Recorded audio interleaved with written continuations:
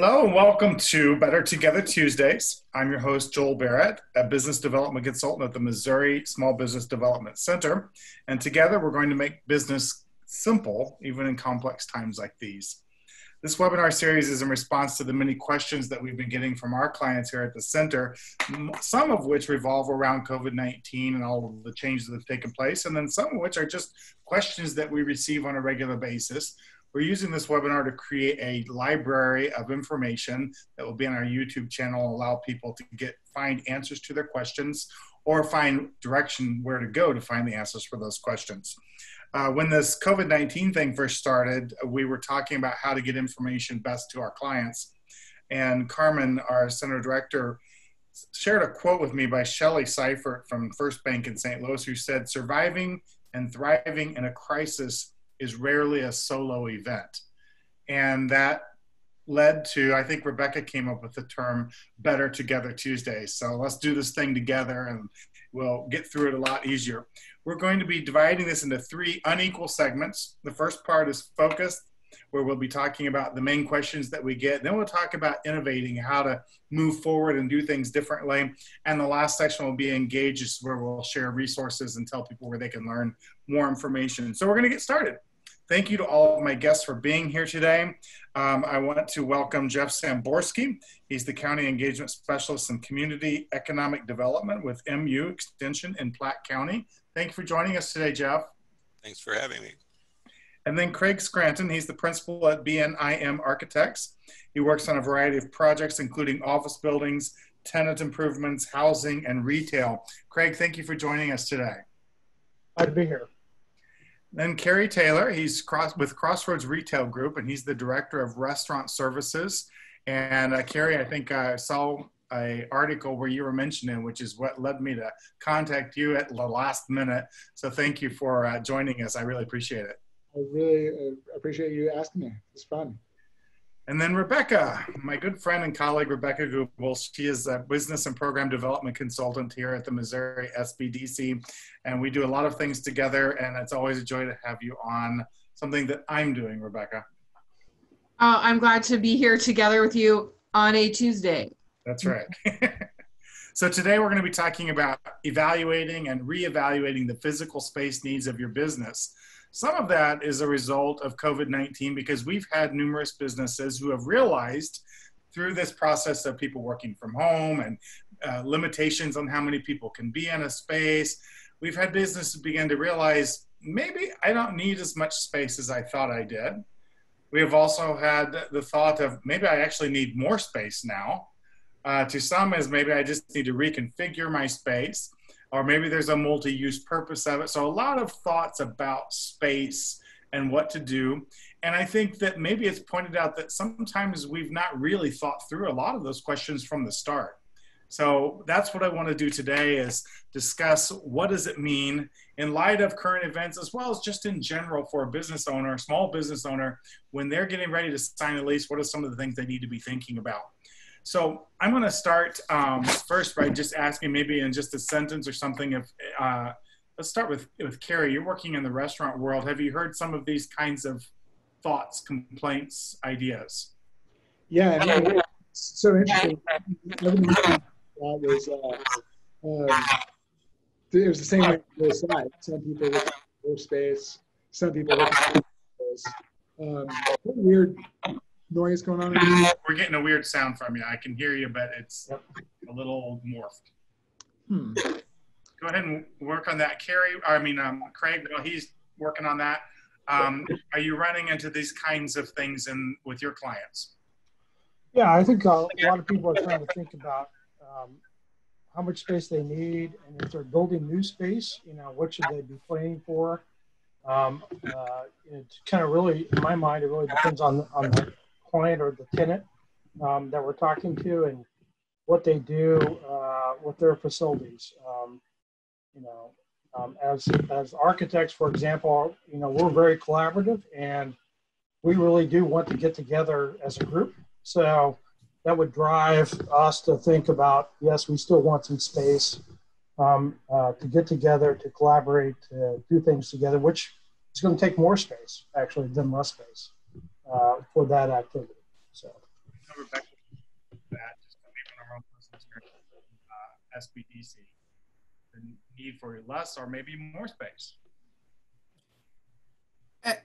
Joel, I apologize. I had a hard time hearing you. I believe you mentioned me and observing that when we teach, we may need more space. Is that? Well, we were just talking about that. Craig mentioned that many businesses are realizing they actually need more space. And I said, well, Rebecca can speak to that because we're discovering that within our own center even. 100%. We, in our classroom that we have in the past and the majority of our training in COVID times, fits 8 people 6 feet apart from one another. And teaching 8 people at a time is not ideal use of staff resources. And so to think, what amount of physical space do we need in order to properly leverage high value, high cost staff resources from a training standpoint? To think about how to balance those two together as part of the mix for our business. And I imagine is also part of the mix for many consulting type businesses or anything with a training component. Very, very true. It's been a challenge for us. We don't really know what it's going to look like moving forward. Carrie, let's try your mic again. Hey, does it work now? We'll see. Okay. What, in your opinion, are some of the new norms in business as a result of this pandemic that we've been going through?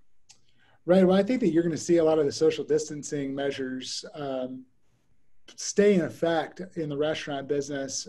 Hopefully, I mean, we find a vaccine sooner rather than later. We can all be tested. We can take care of COVID. But I think that everything that's happened during this pandemic has brought to light some issues that specifically the restaurant business really needed to address even further than they already have. Specifically health, sanitation. That's already a major push in every municipality anyways, but it really gets you thinking about a lot of stuff. And I think that seeing servers wearing latex gloves and potentially even masks. I do restaurant consulting, and I have a client that I went to go help them with some menu design stuff for the other day, and their servers were wearing some really interesting clear masks that went over their face, almost like a football face masks, but you couldn't really see that it was there. And so I know a lot of people were concerned about going back to restaurants and there being this disjointed feeling from what they have known and loved about restaurants, masks being one of them. But there's new ways that people are going to be kind of attacking the perception and while still staying safe. And I think that all that's going to stick around for a while and probably for the better. There's nothing wrong with any of that, I don't think. Interesting. I haven't seen the clear. That makes me feel a little bit better. Right. Jeff, what are you seeing as some of the new business norms as a result of COVID-19 with your clients? You're on mute. Well, as you may know, I work in the food and farm type business arena, if you will. And so we're not doing a lot of the previous work with, the general business community. So speaking to that, I think what we're going to see is there's a higher expectation of cleanliness, sanitization. I think people will, some people though, we're seeing a lot folks that not wearing a mask and maybe even taking pride that they're not wearing it. But irregardless of that, I think we're going to see people expect to have those types of, their servers wearing masks, those types of things. And then also their outward, even on their internet and some of their outreach, really let the people know that they are concerned about their patron safety. I think we're seeing one of the areas that I'm working a lot in with the farmers markets, and we're seeing a lot of different cycles. I don't know that there's one farmers market that's doing anything similar to what they were doing, but some of them are going through drive-through. I heard Lee Summit now, their farmers market's going through a drive-through format. And in Parkville, they tried that format and they found that it created another problem. One of my professors used to say a social problem is one once you solve that, you have two new problems. And I think that's kind of what we're seeing in this area. We're being creative and innovative in solving problems, but you don't know what's around the corner once you do that. So I think it's in general, you got to be flexible, try some things out, and keep moving ahead and really watch what's going on out there. Be customer centric, but really keep tabs on, are the rates rising or falling? Because it's going to make a difference. And if you don't stay in tune with what's going on out there, you're likely to find a surprise. Hopefully it's a good surprise, but more than likely in this day and age, if you're not staying in tune with your customer and the situation, it's going to be a bad one. So you really keep in contact with your customer and really be customer centric. Try to see what's going on through their eyes. Interesting use of new reconfiguring space when you're talking about the farmers markets. I'd like to see how that works and how that space is. Let me ask Craig, since you work in the architectural area of all of this, what do you feel like the biggest mistake small business owners make when thinking about a space? When they're thinking about a space, I would say, I think small business owners need to think about flexibility overall, not just in their initial space, but long term, and that can be about leases and subleases and things like that. But flexibility, because things are going to change. We've seen things change for the past month or two in terms of what people are getting used to in different situations. And I think that's going to continue to change throughout the pandemic. And then afterwards, quite frankly, I think there will be some change in codes and other things as we move forward. So making sure you have flexibility to subdivide your spaces in different ways, depending on what the new codes are going to require. And in certain fields, definitely you might need more space, right? Right. And some fields, for example, like office, maybe you might need less. So I would definitely be thinking about my lease terms and things like that, and what kind of flexibility I can plan into that. That brings up a good question of what does a business owner do if all of a sudden they're in the middle of a lease somewhere, they're not anywhere near re-signing, and suddenly they realize, I need more space than this. How do you recommend that they begin that conversation? Well, I mean, obviously there can be conversations with your current landlord and things like that, but I mean, there are also other alternatives depending on the type of work you're in. But for example, I worked on PlexPod, which is a co-working space. I mean, there could be, short-term options out there in order to get you through a tight spot, basically. I know co-working is a really hot item, and I think will be after the COVID response, because there's lots of flexibility in those terms and leases. So thinking outside just your current space and thinking about where is other space that I could add on to that. Rebecca, I know you've got an opinion about this. I want to hear what you have to say. You know me so well. So I think the previous point about thinking beyond what you currently are leasing, not just I'm leasing this and now I need to go lease that. That is certainly one option, and you need to the earlier point, work with the landlord, see if there's expansion space where you are, those kind of things, but also co-working, but also to think about, do you need more space for the exact same business model that you had? Or do you inherently need more space even if you consider an alternate business model? So business model and physical space are deeply tied, and that chaser conversation that we're having today about physical space is often not part of the dialogue.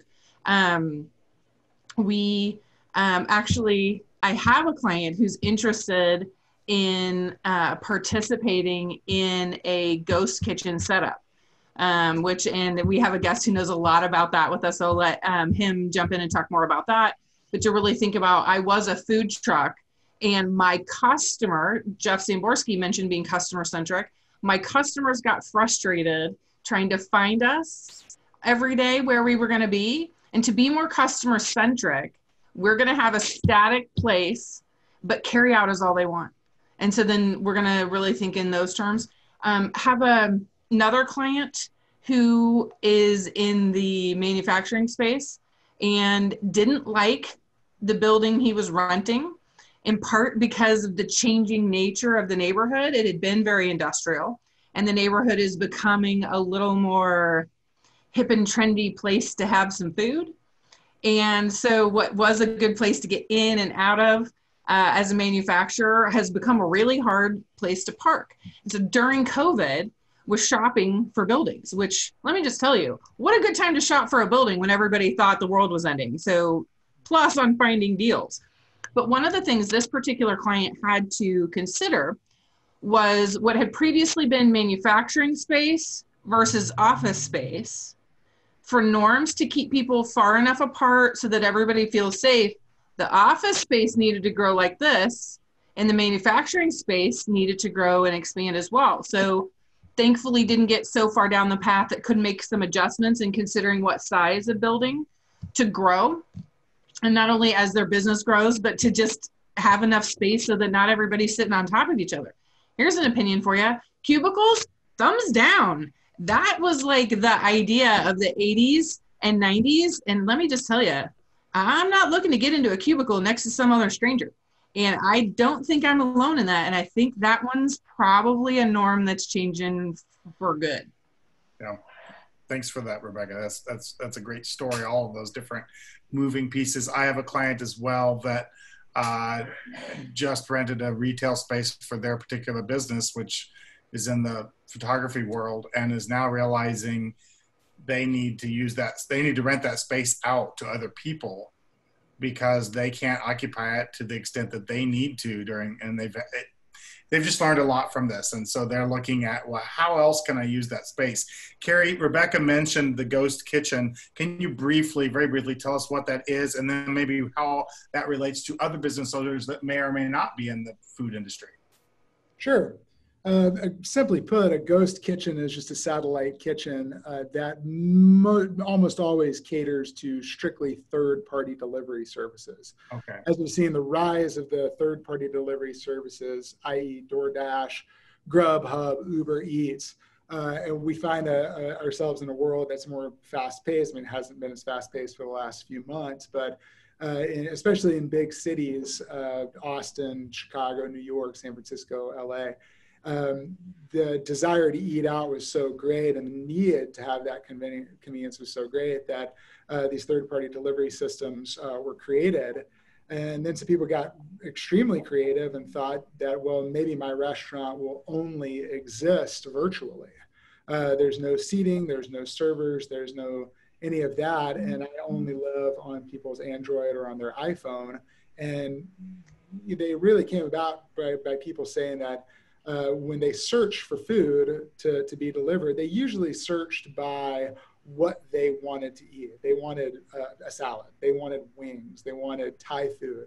And so you could go through and you wouldn't have to have an established Thai restaurant, but I could be Taylor's Thai food restaurant. And if I was operating out of a ghost kitchen, say in Olathe, Kansas, I would have access to all those people in Olathe, but I could also exist in a 150 to 200 square foot kitchen with only a kitchen and maybe a little bit of refrigeration in it, in a second tier, third tier space, maybe a subterranean space, maybe an empty warehouse space, that as long as the drivers knew how to get there, they could exist and get food to people. As far as how it could work to other businesses, I don't think it's really, it's very similar to say a PlexPod or a WeWork, to where, people didn't necessarily need to have these big, gigantic offices. They realized that being a customer service business, like we are here at Crossroads Retail Group, we rarely have people into our office. We are usually going to their office or to their place of work, because that's, that's part of what we do. So I think that you can find in a lot of different businesses. I think a lot of law firms might not need to have big office spaces anymore because they could do a lot of that work from home or from some remote location. I have a friend who's works at a salon, and she has a ghost kitchen for salons, which is just a tiny place that doesn't need to be the big place.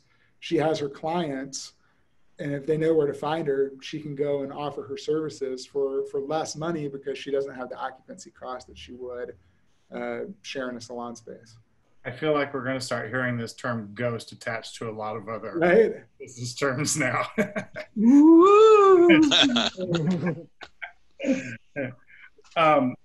Let's move into the innovate part a little bit here and talk about what to do differently now and in the future. And I want to start with Rebecca. What should a small business be considering before signing a lease with anybody? Okay. What do you want? What do you need? And ask a professional what you want and need, and if that's reasonable. Then, what are you willing to risk? How certain are you? Right? Because if you are positive that that's what you want and you hit it right, then you can sign a lease with less risk. But what's your personal guarantee? What's your ability to extend the lease if things go well? What's the process by which you get out if, heaven forbid, things not go well? Find out what the fees in addition to the lease are, like common area maintenance fees and the pieces that go into that. How are those billed? How are those distributed? What is defined as common area maintenance in that lease? Yeah, like I could go on, but that's a nice smattering of things to begin to consider. And Rebecca, I kind of led her to that question because with our clients, oftentimes we have people that with their starting place for them is I found a location. And that's the very first thing that they've come up with. And they don't have customers. They don't have a business built yet. They just know I've got this location and it means so much to me. I'm sorry, I had to actually hold my eye to stop the Twitch from showing. Yes, can we just find out if humans who are not related to you want to buy something from you first?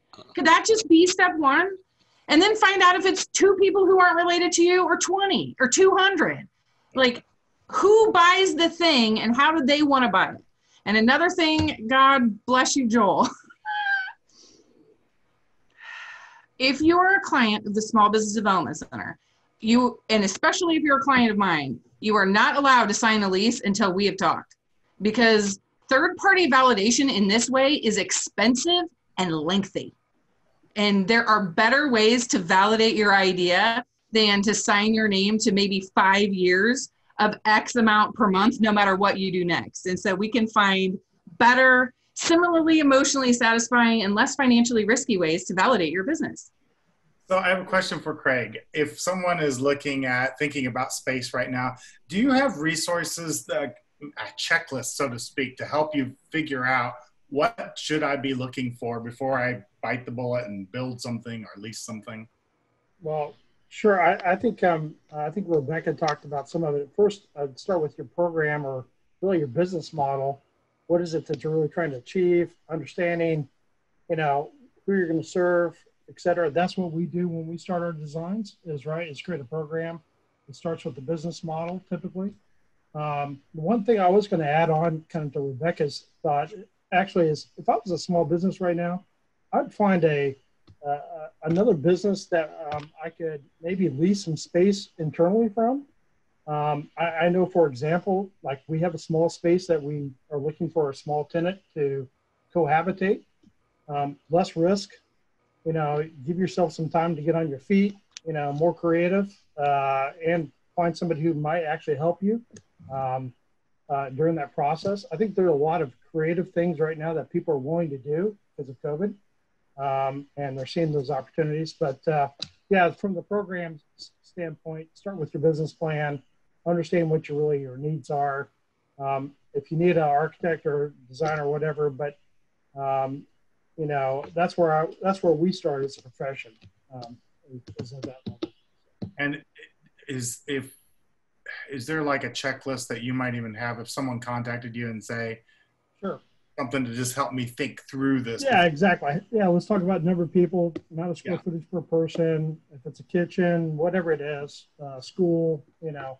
Yeah. There are those checklists that are out there, and we can get them. Boom. So.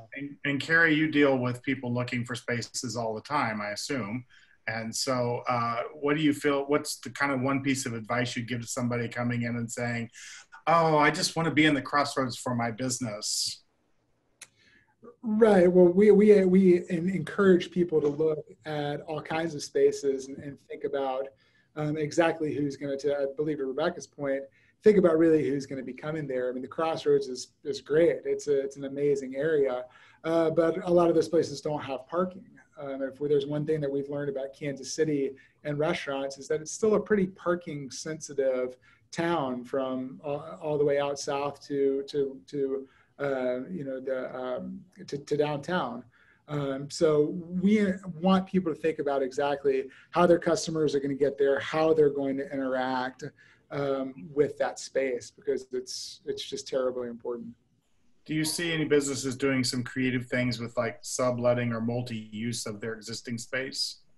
Yeah, we have some people that are specifically looking at ways to, say, utilize some basement storage space maybe that they had underneath, that maybe they can share that with a different business of sorts, maybe even some sort of, for people that maybe just need to store stuff.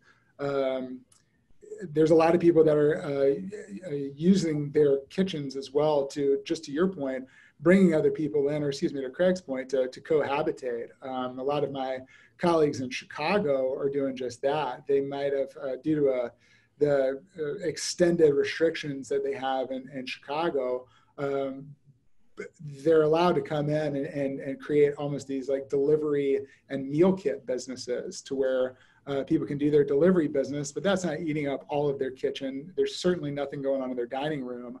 So they're inviting their colleagues or maybe some upstart businesses to come in and create their pasta meal kits and sell them via Instagram, Twitter, Facebook, and collect money through Venmo and do all those kind of things. So there's some really creative stuff going on out there right now.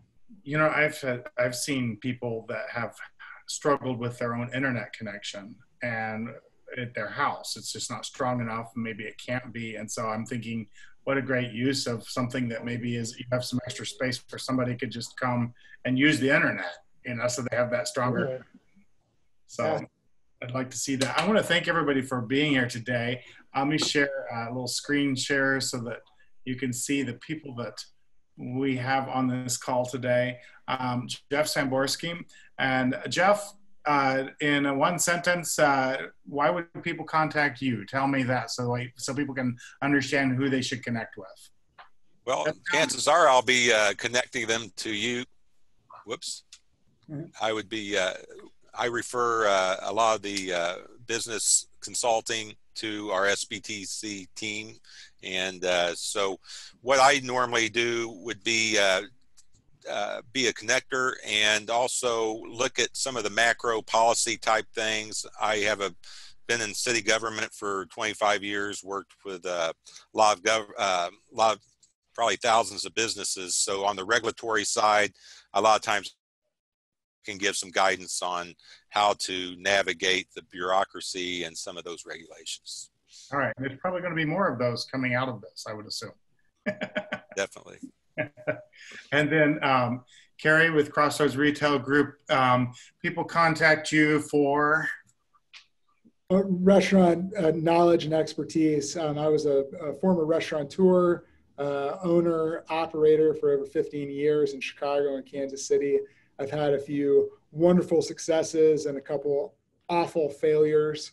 And the failures are what I can really share with people, because that's something that I think I can point people in the right direction and hope that they don't make some of the same mistakes that the groups I was with made, because it's the worst feeling in the world. And specifically teaching now with Crossroads Retail Group, educating restaurateurs, chefs about the retail world and about leases and about tenant improvement allowance. There's a lot of stuff out there that chefs and restaurateurs don't know, because we want them cooking food and we want them doing great customer service representatives, and that's what they need to be focused on. And so we can help them focus on that occupancy cost, which plays a big part in their profit and loss.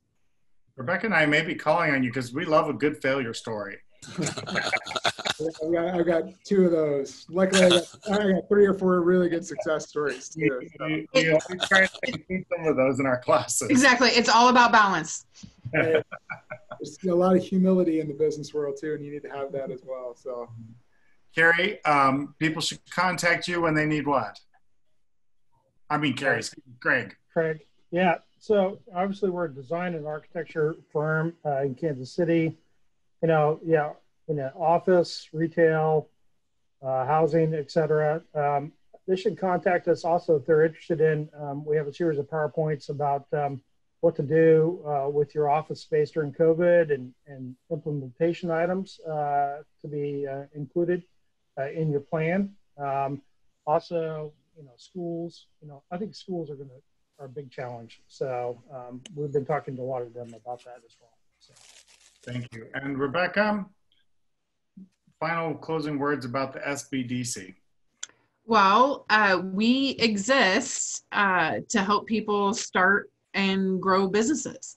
And so anytime that you want to start something, somebody who wants to start something, or somebody who has started something and has questions, that's when you reach out to the Small Business Development Center. We are both federally, state, and locally tax funded to work with you one-on-one at no cost to make your business make money. So you should probably call us. Thank you, Rebecca. Thank you to each of you. I also want to thank our partner, KC SourceLink, for partnering with us on Better Together Tuesdays. Next week, I will be talking about the art of the pivot. And I have 3 entrepreneurs on, small business owners, who each had to take a different turn in their business during COVID-19 and try a new way of doing the old business. And so we'll be talking about that next week. Thank you, Craig, Carrie, Jeff, Rebecca, for being with us today. Sorry we can't talk even more. I think we could go all day on this topic, but I really appreciate you being with us. And it's Better Together Tuesdays. Thanks. Thank you. Thanks. Bye.